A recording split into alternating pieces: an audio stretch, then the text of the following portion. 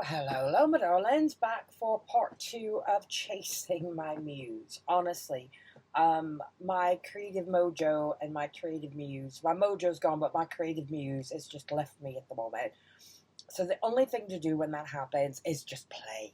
Play, play, play, play. So, similar to the construction of part 1, where I've done the planning journal, I've done a similar sort of construction on this one, but using old scrappy bits of velvet and stuff, and upholstery trims or upholstery fabric. I'm going to forever find fluffies here that need trimming just because of the way it's been constructed, but that's fine. It's just to play. So it's a book with a flap to allow for some expansion as it grows, with a floppy cover.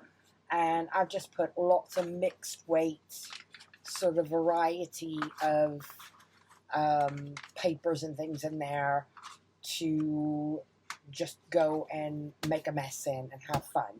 So I hope you stick around and enjoy a little bit of a scatterbrain video, which is kind of matches the sort of chasing my muse way my thinking is at the moment. But I hope you stick around and enjoy. If you like what you see, please leave me a comment, like, subscribe. If I've done anything, similar, you got any bits of advice for finding your muse, please let me know. So, thank you, darlings, and for you, I'll be back in just a tick. Right, my darlings, back now to do number 2 of these sort of Chasing My Muse books. So the first one I did, the previous video, I did this one as a planning book. Now I just want another version that's just for me to play in. So I've prepped the envelope, similar as I did the previous one, where I've glued that extra flap on and I've run 2 running stitches in there to secure it. So, and on this one I've marked it as well. Flap, front, inside, back, and of course the back. So I prepped the signature for this one. Very much more scrappy wallpaper, some rougher mixed media paper in there, dyed papers, some book pages, more wallpaper. So yeah, it's just scrappier ones, and then those that were wider I've just folded in. So quite pleased with that. I've got an old piece of music book in there as well that I've left as wedges. We'll see what happens as the book gets played in. So I've oohed and awed and searched, and I found some old scrap pieces from a woodland journal I did ages ago. So I've got some different velvets here in different greens. I'll show you those in a moment. But what I'm thinking is I've got a neutral piece of just cotton to go on the inside. But before I line the inside, I want to use this velvet on the cover and the flap. So, glue stick I've got. So I've got that one, which is more of a tapestry green. I've got that green. It's going to look a bit shiny, I think, with these lights on it. A little bit of a darker green there. This sort of tapestry one there. And then this green here. So, of those 5s, I want to patchwork the outside of this. And to do that, let's try to get them spread out of here, out of the way. I've taken a pencil, and I've gone down where the spine is, that'll be signature, and give it a rub so I know where it is. And that's the flap. So that's the front flap. Flaps on this side. Because I want the pieces to overlap where those 2 main bins are. So let's start laying these out a few at a time, and then I'm just going to glue stick them on. and run them through the machine. So I want all these squares overlapping, going all the way around this perimeter, because I want to be able to I want to be able to hem them over. I think that's the right word, hem them over. So they are all a bit wonky. Have that bit going up. So I'm just going to go through and start sticking them down like that. But making sure now that some pieces, the pieces on those two lines are overlapping. So I'll tell you what, I'm just going to lay these out roughly, and we'll see what it's looking like. So I hope everybody out there is doing okay.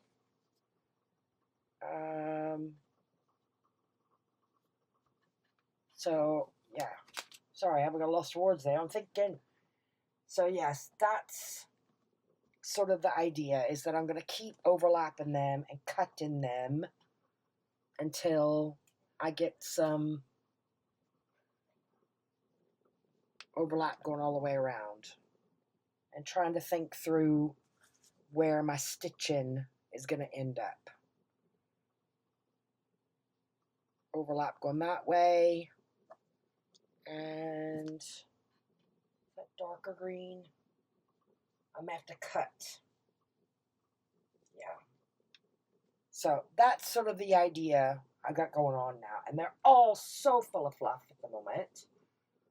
But that's my thinking. So I'm going to pause there. I'm going to go and get these glued. And I'll pop back on and catch you up with the plan. So, give me a tick. Right, all glue sticked on. So, again, not fully glue sticked edge to edge. See if I can lift one up here to show you. I've only glued it to the envelope. So all of these are sort of overlapping each other at the moment. I perhaps might need a little bit more glue stick. The idea is I'm going to then take this to my machine. The glue stick is just holding them in place so they don't fall off. So give that glue stick a chance to dry, 5-10 minutes or so. The fluff is unreal. Now I've got like green fluff and string everywhere. So that then is my front cover. There's my flap. And there's my back cover. Oh, come on. That's just because I picked it up and folded it, isn't it? So, yeah, but once they're stitched on, let's open that back up again. So the problem is I've got to figure out how to manhandle this thing now through my machine. So get that all sewn through my machine, through the envelope, and then once that's done, pop back on, because these edges need to be put under and then the inside of it lined. So cross your fingers for me, darlings, that this goes through the sewing machine without too much fuss or bother. So, fingers crossed.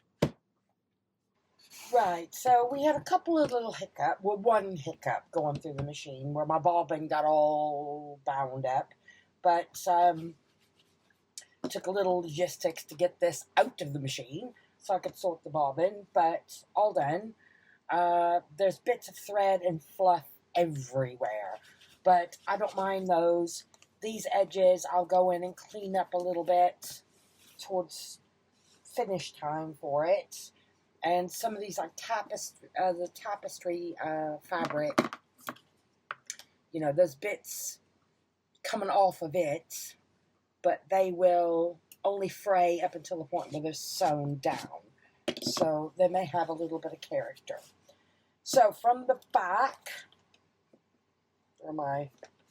that way, you can see now I've just stitched edge to edge, so I've incorporated all those overlaps of all of the squares that I've stuck down. The next job, before I go to line, there's another big piece of tapestry string there. Before I go to line the inside of that with the neutral cotton, I'm not going to use glue stick this time. I'm going to use a small amount of art, I think. Again, I'm still chasing my mojo and my Muse. I've got to get all of these flappy edges. I want those tacked down, trimmed and tacked down in place before I put my lining on, so that I'm hoping it'll give it a bit more of a finished look. So it's like on that top piece, that's far too big. So I need to trim a bit off of each one and just tack it. Let's try this one down here. And keep it in mind where they're overlapping. So I couldn't put that piece down before that piece goes down, because they're all overlapping. So I've got to sit down and, or stand up rather, and keep flipping this around and get, let's put that one down. I'll show you what I mean. Oh, Art's all gummed up. Come on, Art. There we go. Breathe. I heard the air re into the bottle there for a second. So I just want, not a great amount, just a squiggle of art on each one of these flappies, so that I know I've got that edge. Hold it a second, pin in the glue, and so I'm just going to sit off camera watching something on my machine here and tidy all these up ready. So once I'm ready for the backing, I will pop back on once all these going all the way around have been tidied up a bit. So, for you, back in tick. Right, that was far fussier than I thought it was going to be, but it's done. I've gone through and trimmed them all and glued them down. Some of those thicker pieces of velvet had to be clipped just to encourage them to stay put, but it's held well. So there's my flappy for the front. There's still bits of fluff everywhere, but I'll deal with those later. My back and front, and now I've got a neutral sort of bit of cotton to go on here. And now I've realized it's not quite, no, I think that has actually covered. It's going to fray, but I have put a running stitch around the edge. I'll sort those out later. Come on. So I just need to glue this down. So I can see I'm covering the top there, covering that side near enough, and that side. So I need to hold this very flat. Some heavy things on it. Something. And just start gluing it down. So let's do some speed gluing. How's that? I'll speed this bit up. Actually, no, I'm not going to do that. I tell you what, I'm going to glue stick this down, leave it to dry, then get it run through the sewing machine all the way around this edge, and see if I can overlap through the machine onto that edge of the cotton. So, for you, I'll be back in a tick. Right, so all stitched in. It's a little wonky, but that's okay. Still chasing my Muse, looking for inspiration, but I love this sort of woodland green motley combination of velvets and thicker sort of upholstery fabrics. It's very textural. So I looked for ribbon and haberdashery similar to what I did for the planning journal, but nothing is really singing to me to go with this. But I did find leather bootlaces. So I think I'm just going to put a leather closure on here, but I want to get an eyelet in for that as well. So if you're in the UK at the moment, I've been finding these in Home Bargains, and I think they're 49 pence.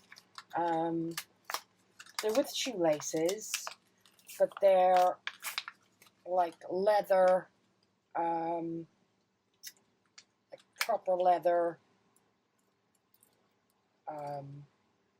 just brown leather laces. Really strong. So for 50 pence, yes please. And they're really long. There's 2 of them in there. So, yeah. So let's see, where is my center here before I unwrap that and go any farther?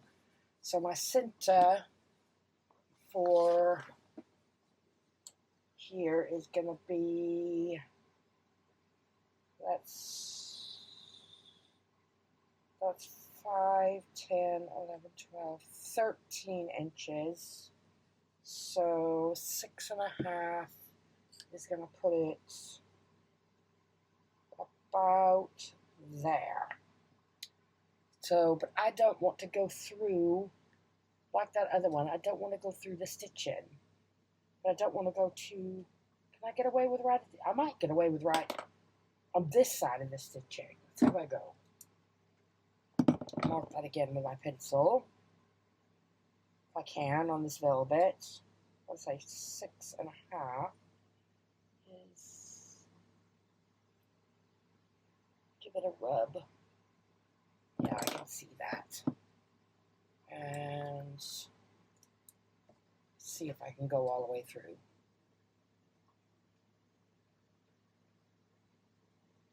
A little bit closer without going through the stitching. I have gone through the stitching before on a book, and I worked it out in the end, and it was okay. But I remember thinking at the time, don't do that again. So, got my hole. Let's get a eyelet in there. There we go. Yeah, just missed that line of stitching in the velvet. So let's get this down. This crocodile cooperates.